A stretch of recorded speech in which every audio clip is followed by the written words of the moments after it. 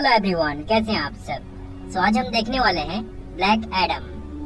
तो मूवी की शुरुआत होती है 5000 साल पहले, जहां हम कांदाक सिटी को देखते हैं, जिनका किंग होता है एक्टॉन, जो कि बहुत ही घटिया इंसान था। वो अपने लोगों को गुलाम बनाकर उनसे जबरदस्ती माइनिंग करवाता था। दरअसल उसे एक इटर्नियम नाम के एलिमेंट की तलाश थी, जिसकी मदद से वो क्राउन ऑफ सेबेक को बनवाना चाहता था, ताकि वो उसको पहनकर हद से ज्यादा पावरफुल बन जाए। उसे वो एलिमेंट मिल भी जाती है, जिसका यूज करके वो क्राउन ऑफ सेबेक को बनवा लेता है। पर उन्हीं गुलामों में से एक आदमी होता है एडम, जिसका बेटा हुरुत उनके खिलाफ जाने की कोशिश करता है। इसलिए किंग एक्टॉन के लोग उसकी मॉम को मारकर उसके पिता यानी कि एडम को पकड़ लेते हैं, और हुरुत को भी मौत की सजा सुना दी जाती है। पर जैसे उसका सर कटने वाला होता है कि तभी वहाँ कुछ विज़र्ड्स अपीयर हो जाते हैं और उसको अपनी पावर्स देते हैं, जिससे वो एक सुपर हीरो में ट्रांसफॉर्म हो जाता है। पर अब तक उसके पिता एडम को भी उन लोगों ने बहुत घायल कर दिया होता है, इसलिए उसको बचाने के लिए हुरुत अपनी सारी पावर्स उसे दे देता है। लेकिन उसके बाद किंग एक्टन के लोग हुरुत को जान से मार डालते हैं, जिसको देखकर एडम गुस्से से पागल हो जाता है और वो सीधा किंग एक्टन के पास जाकर उसे जान से मार डालता है और पूरे कांदाक सिटी को भी तबाह कर देता है, जिससे काफी मासूम लोगों की भी जान चली जाती है। लेकिन फिर भी एडम को उससे कुछ फर्क नहीं पड़ता, इसलिए वो सारे विज़र्ड्स उसे एक केव में कैद कर देते हैं। फिर सीन शिफ्ट होती है 5000 साल बाद, यानी कि प्रेजेंट में, जहां अब कांदाक सिटी पर इंटरगैंग नाम के एक ग्रुप का राज चल रहा था। यही हम एड्रियाना नाम की एक आर्कियोलॉजिस्ट को देखते हैं, जो कि अपना भाई करीम और अपने दो फ्रेंड्स इस्माइल और शमीर के साथ उस क्राउन ऑफ सेबेक की खोज में उसी केव के अंदर पहुंच जाते हैं, जहां एडम को कैद किया गया था। अब यहाँ एड्रियाना को वो क्राउन मिल भी जाता है, पर तभी वहाँ इंटरगैंग ग्रुप के कुछ सोल्जर्स आ पहुँचते हैं, जो उन सभी को पकड़ के एड्रियाना से उस क्राउन को हासिल कर लेते हैं और शमीर को भी मार डालते हैं। लेकिन वो उस क्राउन को वहाँ से ले पाते उससे पहले एड्रियाना के ठीक नीचे कुछ मैजिकल वर्ड्स में सज़ाम लिखा होता है। अब एड्रियाना जैसे उसको पढ़कर सज़ाम बोलती है, तो तभी एडम वापस अपने कैद से आजाद हो जाता है, जिसके बाद वो वहाँ पर मौजूद सभी सोल्जर्स को बहुत बेरहमी से मारने लग जाता है और पूरे केव को भी तोड़ देता है। इसी का फायदा उठाकर एड्रियाना और करीम तो उस क्राउन को लेकर वहाँ से बच निकलते हैं, लेकिन इस्माइल वही केव में फंस जाता है। फिर एडम जैसे उस केव से बाहर आता है, तो उसके सामने और भी सोल्जर्स आकर उस पर अटैक करने लग जाते हैं, पर वो उन सबको भी जान से मार डालता है। फिर वही जब एड्रियाना और करीम वहाँ से एस्केप करके भाग रहे होते हैं, तो तभी उनके सामने एडम आ जाता है, लेकिन वो उन्हें कोई नुकसान नहीं पहुँचाता, क्योंकि एड्रियाना ने उसको आजाद कराया था। और अब हम देखते हैं कि इंटरगैंग का एक बंदा अभी तक बचा हुआ था, जो एडम पर एक इटर्नियम मिसाइल से अटैक करता है, जिसको एडम बड़ी आसानी से पकड़ तो लेता है, लेकिन उसके ब्लास्ट होते ही वो बहुत वीक पड़ जाता है और उस बंदे को जान से मारकर वो खुद भी बेहोश हो जाता है। इससे हमें ये पता चलता है कि एडम की वीकनेस इटर्नियम है, जिसके बाद एड्रियाना और करीम उसको लेकर अपने घर आ जाते हैं। फिर एडम हील होने के बाद जैसे ही होश में आता है, तो वो एड्रियाना का बेटा एमन से मिलता है, जो उसे कहता है कि तुम अपने पावर्स का यूज करके इस पूरे सिटी के लोगों को इंटरगैंग वालों से आजाद करके सबका हीरो बन सकते हो। एड्रियाना भी उसको यही समझाती है, पर एडम कहता है कि मुझे कोई हीरो नहीं बनना, तुमने बस मुझे मेरे कैद से आजाद कराया, इसलिए मैंने भी तुम्हें उन सोल्जर से बचाया, और अब मुझे किसी से कुछ भी लेना देना नहीं है। जिसके बाद एडम को सिटी में उसकी एक स्टैचू दिखती है, जिससे वो सीधा उसके पास चला जाता है। दरअसल आज के टाइम सिटी के लोग एडम को एक लेजेंड मानते हैं, क्योंकि उसने किंग एक्टन को मार गिराया था। अब एड्रियाना और एमन भी उसको ढूंढते हुए सिटी में आ पहुंचते हैं, लेकिन तभी इंटरगैंग के कुछ बंदे आकर उनको पकड़ लेते हैं और एड्रियाना से उस क्राउन को मांगते हैं। पर तभी एडम उनके सामने आ जाता है और उन सभी बंदों को मारने लग जाता है।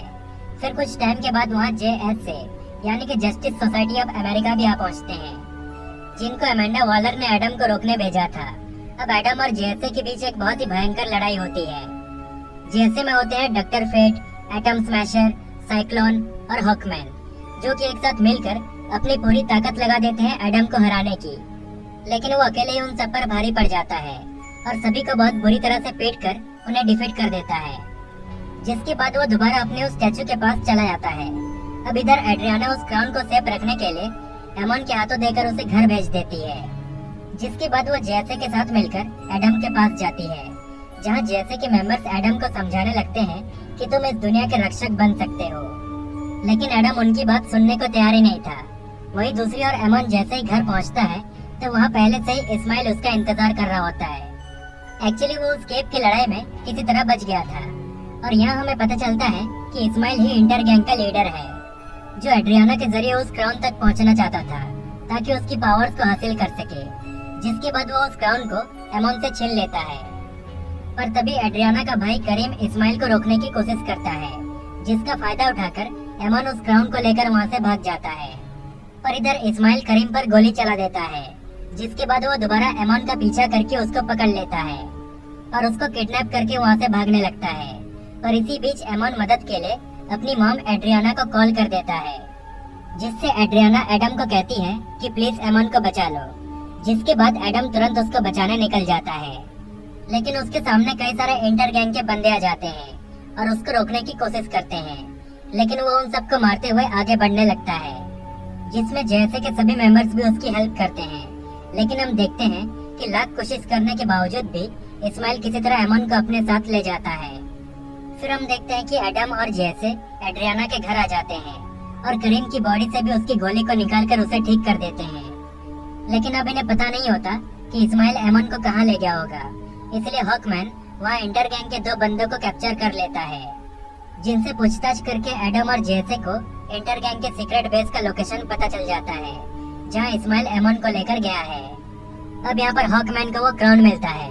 दरअसल एमोन इस्माइल के पकड़ में आने से पहले ही चालाकी से उस क्राउन को घर में छुपा दिया था, जिसके बाद ये सभी क्राउन को इस्माइल के हवाले करके एमोन को उससे छुड़ाने का डिसाइड करते हैं। फिर ये सब जैसे कि झट से इंटर गैंग के उस सीक्रेट बेस में पहुंच जाते हैं, जहां वो कई सारे बंदों को खत्म करने के बाद फाइनली इस्माइल को ढूंढ लेते हैं। लेकिन यहाँ हम देखते हैं कि इस्माइल एमोन को गन पॉइंट में लिया हुआ था, इसलिए अब ये सब कोई भी चालाकी नहीं कर सकते थे, जिससे एड्रियाना उस क्राउन को इस्माइल के हवाले कर देती है। लेकिन क्राउन को पाने के बाद भी इस्माइल एमोन को नहीं छोड़ता।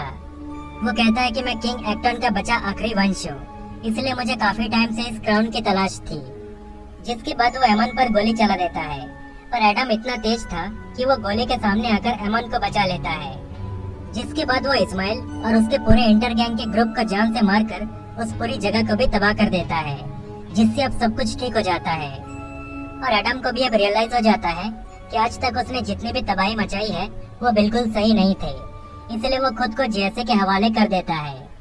फिर जैसे उसको एक अंडर वाटर बेस में ले जाकर उसे एक क्रायो चेम्बर में कैद कर देते हैं, ताकि फ्यूचर में वो दोबारा किसी के लिए खतरा ना बने। लेकिन जैसे को जब भी उसकी जरूरत पड़ेगी तो वो उसको वहाँ से फ्री कर देंगे। अब ऐसा लग रहा था कि सब कुछ नॉर्मल हो चुका है, लेकिन बाद में डॉक्टर फेट को एक बहुत ही बुरा विजन आता है, जिसमें पूरी दुनिया तबाह हो चुकी थी और उसमें हॉकमैन भी मारा गया था। फिर एड्रियाना उस क्राउन पर रिसर्च करती है, जिससे उसे पता चलता है कि जो भी उस क्राउन की पावर्स को हासिल करना चाहेगा उसे खुद की बलि देनी पड़ेगी। यानी इससे साफ हो जाता है कि इस्माइल जानबूझकर एडम के हाथों मारा गया ताकि वो क्राउन की पावर्स को हासिल कर पाए। और ये होता भी है। इस्माइल अब सीधा हेल में पहुंच चुका था, जहां उसे क्राउन की सारी पावर्स मिल जाती है, जिससे वो एक बहुत ही शक्तिशाली डेमन सेबेक के रूप में दोबारा जिंदा होकर कंदक सिटी में आ जाता है। और इसी के साथ वो क्राउन भी एड्रियाना के पास से गायब हो जाती है, जिसके बाद जेएसए के सारे मेंबर्स उसका सामना करने लग जाते हैं। अब इनमें एक लंबी फाइट चलती है। वो सब पूरी कोशिश करते हैं सेबेक को हराने की, लेकिन वो इतना पावरफुल था कि कोई उसके सामने टिक नहीं पा रहा था। और जैसे कि हमने कुछ टाइम पहले देखा था कि डॉक्टर फेट को हॉकमैन के मरने की विजन दिखाई दी थी, इसलिए अब उसी को ध्यान में रखते हुए डॉक्टर फेट हॉकमैन और अपने बाकी टीम मेंबर्स को बचाने के लिए चारों तरफ एक शील्ड क्रिएट कर देता है, ताकि कोई भी अंदर ना आ पाए। यानी कि अब शील्ड के अंदर बस डॉक्टर फेट और सेबेक होते हैं। अब इन दोनों में फाइट शुरू हो जाती है। डॉक्टर फेट जानता था कि वो सेबेक को हरा नहीं सकता, इसलिए वो अपने मैजिक से एडम को वापस उसकी नींद से जगा देता है और उसे कहता है कि दुनिया को तुम्हारी जरूरत है। जिसके बाद एडम तुरंत खुद को फ्री करके सेबेक को मारने निकल जाता है। पर वही हम देखते हैं कि डॉक्टर फेट अपने आखिरी दम तक लड़ता है, लेकिन फाइनली सेबेक उसको जान से मार डालता है। जिसके बाद हेल के सारे क्रिएचर सिटी में आ पहुंचते हैं और सभी लोगों को मारने लगते हैं, जिनको रोकने के लिए जेएसए के बाकी मेंबर्स उनका सामना करते हैं। यहाँ तक कि सिटी के लोग भी अपनी जान बचाने के लिए हाथ में जो मिले उसको उठाकर उन क्रिएचर्स पर टूट पड़ते हैं। फिर कुछ टाइम के बाद वहाँ एडम भी पहुँच जाता है और सीधा सेबेक के साथ एक तगड़ी फाइट करता है। दोनों ही एक दूसरे पर भारी पड़ रहे होते हैं। फिर बाद में हॉकमैन भी एडम की मदद के लिए आ जाता है और वो डॉक्टर फ्रेड के हेलमेट को यूज करके अपने कई सारे क्लोन्स बनाकर सबेक को रोके रखता है, जिसका फायदा उठाकर एडम फाइनली अपनी पूरी ताकत से सबेक को बीच में से ही चीरकर उसे खत्म कर देता है, जिससे हेल के सारे क्रिएचर्स भी गायब हो जाते हैं और अब सब कुछ नॉर्मल हो चुका था। एडम भी डिसाइड कर लेता है कि अब से वो कांदक सिटी का रक्षक बनेगा और वो खुद को एक नया नाम भी देता है जो कि होता है ब्लैक एडम। फिर पोस्ट क्रेडिट सीन में हम देखते हैं कि अमेंडा वॉलर एक कंप्यूटर स्क्रीन के जरिए ब्लैक एडम को वार्निंग देती है कि तुम्हारी किस्मत अच्छी थी जो तुम मेरे हाथ से बच गए। खैर तुम अपने कांदक सिटी के अंदर ही रहना, अगर वहाँ से बाहर निकले तो मैं तुम्हें खत्म कर दूंगी। जिस पर ब्लैक एडम कहता है कि इस दुनिया में ऐसा कोई नहीं है जो मुझे रोक सकता है, जिस पर अमेंडा कहती है कि इस दुनिया में ना सही लेकिन मैं किसी दूसरे दुनिया के एक बंदे को जानती हूँ जो तुम्हें हरा सकता है। जिससे ब्लैक एडम कहता है कि ठीक है, उसको मेरे पास भेज देना।